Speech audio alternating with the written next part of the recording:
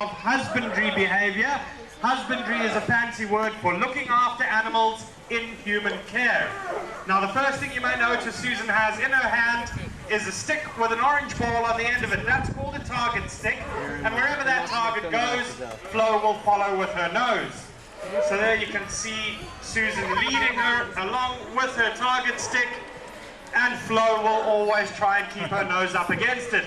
Now it's a very useful tool for getting a sea lion to go places that it may not ordinarily want to go, like perhaps up onto a weighing platform or even into a crate or a box if we need to move her.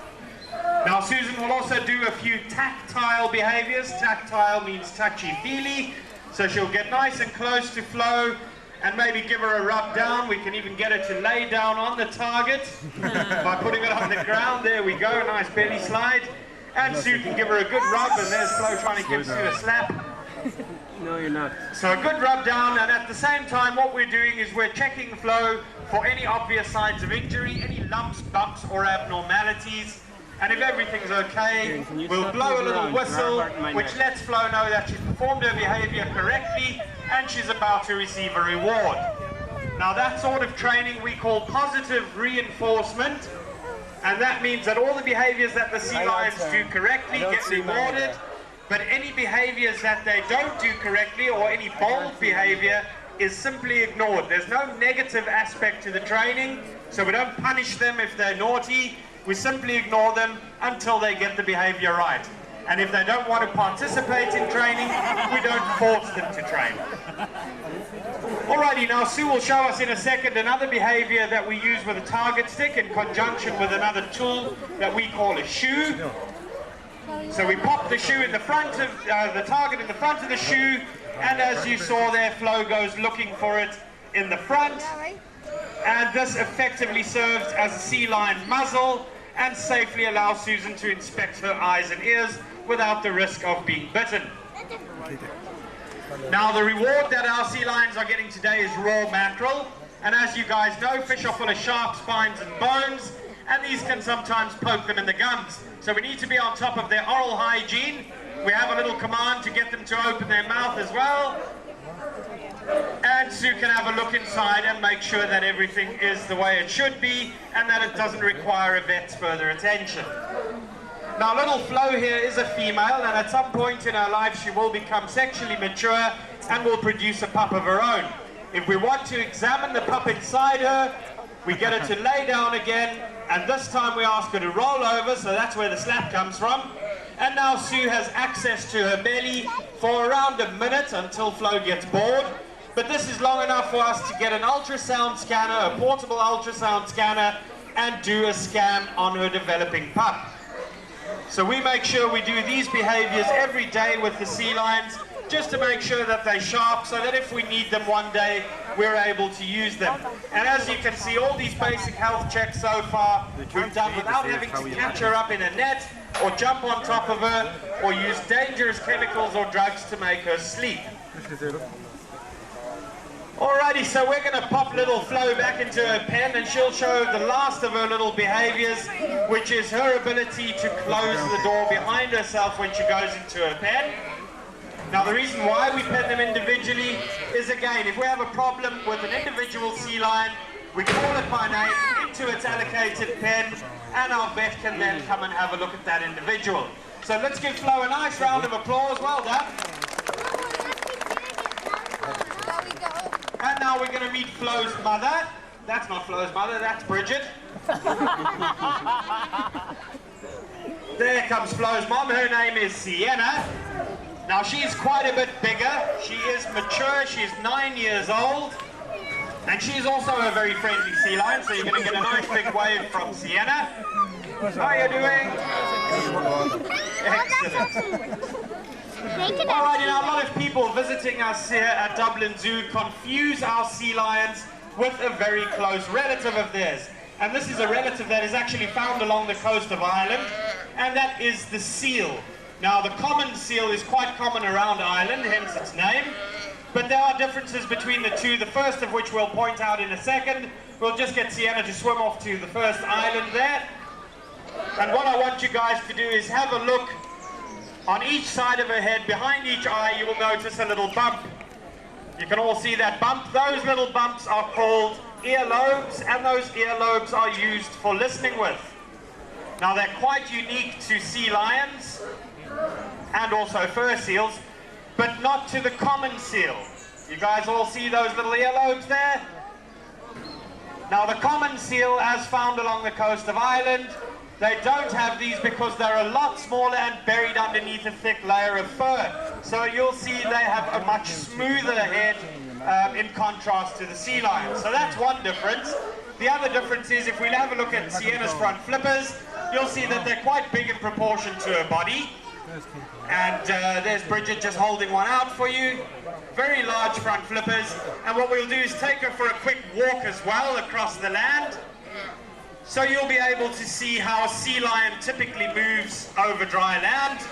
Whoops, she jumped the gun a little bit there. We'll get her back onto her blocks. She's a real eager beaver today. What does that mean? So she'll come running along to Bridget, and as you can see, belly is generally off the ground, head held high, and they're actually quite quick. They can outrun a man on dry land, and they're also very agile climbers. Whereas the common seal has very small front flippers, and it has to slide around on the ground much like a giant caterpillar. So here's Sienna's impression of a seal slide. Wiggle, wiggle, the deck's a little bit dry. She's sticking to it like Velcro. There we go. Well done, Sienna. Alrighty, so even while they essentially look quite different, if you had to compare them next to each other, they do fill similar roles in their environment. That being of a marine predator, feeding mostly on fish, but also taking the odd squid or crustacean, which are things like crabs, lobsters and shrimps, and even seabirds if they're really hungry. Alrighty, now as I mentioned to you, Sienna over here is a mature female. She weighs in at about 85 kilograms in her prime. Male Californian sea lions, however, quite a lot bigger. They weigh up to 250 or even 300 kilograms. And despite being so big, they're still eaten by other animals. Now there's a particular type of animal that lives in the ocean that likes to eat sea lions if it can catch them. And what I'm going to do now is get you guys to guess the name of this animal with a little bit of help from Sienna. So she's going to give you a clue, and if you know the name of this predator, I want you to shout its name out. Here's your clue. Come on, Sienna. Do you get it? It's not an octopus. Shark. Shark, here. Do you know what it is? Shark! I can't hear you. Shark! Yes, it's a shark. Eat sea lions if they can catch them, but sea lions are very, very agile. Now they may not be very quick in the water. Sorry, Sienna, it looks like you've broken your block there. Now sea lions may not be very fast. They only swim at around about 40 kilometers per hour, which is actually slower than a shark, but they are very, very agile. So they're very quick to turn in the water, and they have a load of different tricks that they can do to escape predators. Now what we'll do, we'll just repair a block quickly. I'll give you a hand there, Bridget.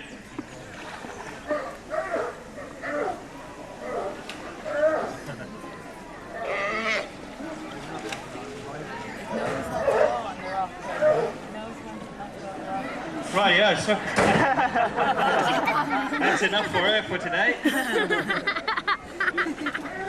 Yeah, we can bring her back out there. Right, so we'll let her out again.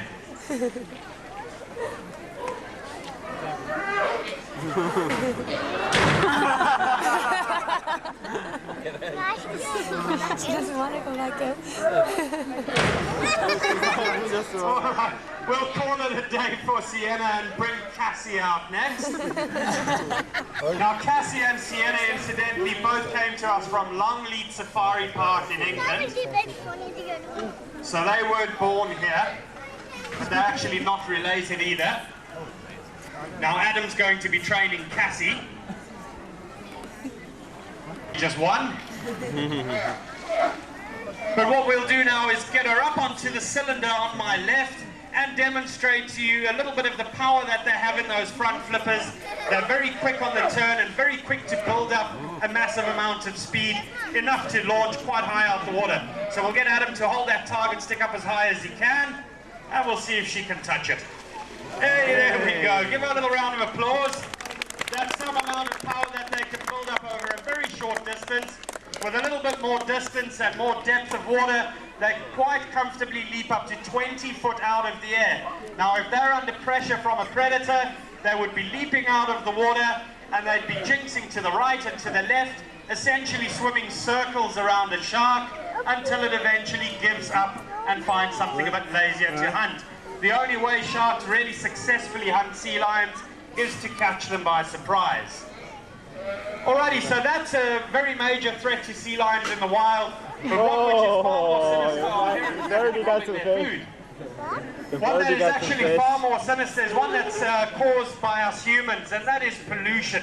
Now, in particular, littering. A lot of people throw litter on the ground, even here at the zoo, without any regard for where it lands up. And unfortunately for little animals here like Cassie, a lot of it lands up in their water or in the ocean.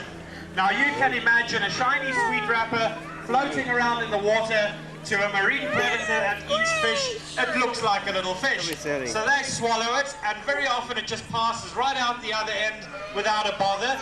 But from time to time what happens is this piece of plastic will lodge inside their stomach and cause a blockage. So no further food can move through their gut and be digested, and the animal will slowly starve to death. So it's not a very nice way to go. And there's a very simple thing that we all need to do with our litter, or any other litter that we see lying around, and it's so simple, even Cassie knows how to do it. So what I'll do is get Adam to be very naughty and throw this drinks bottle into the water here. And Cassie is hopefully going to show you what you need to do when you find litter.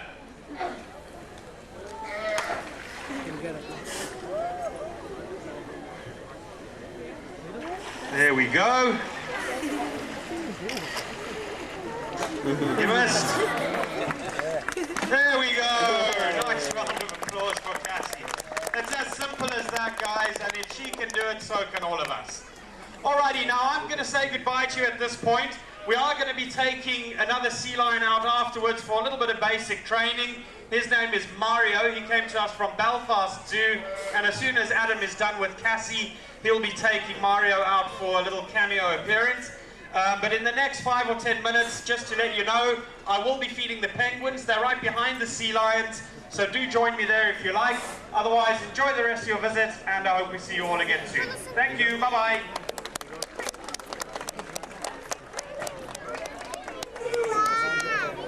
Yeah, we see everything.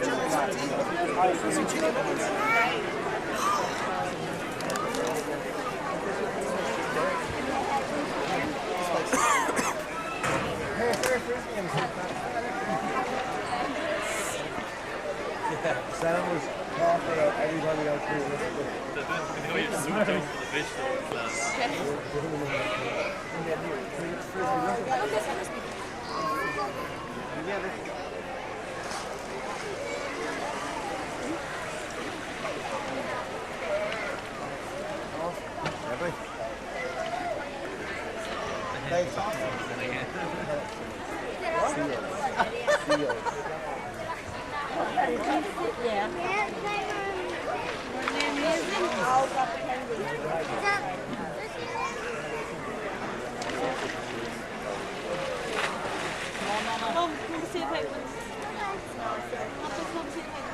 Something at home is going to fly down there. I don't know. I don't know, but